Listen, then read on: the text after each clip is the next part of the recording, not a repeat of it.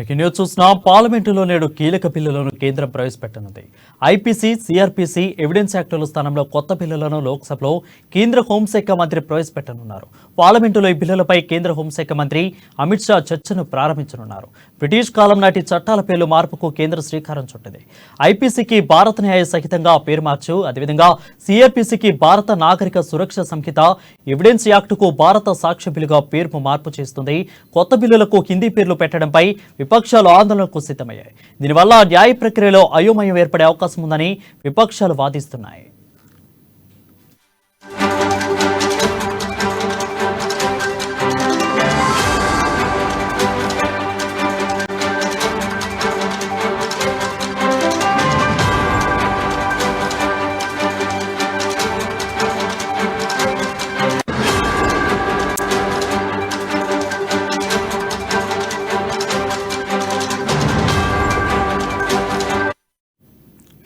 News చూస్తున్నాం. పార్లమెంటులో నేడు కీలక బిల్లులను కేంద్రం ప్రవేశపెట్టనుంది.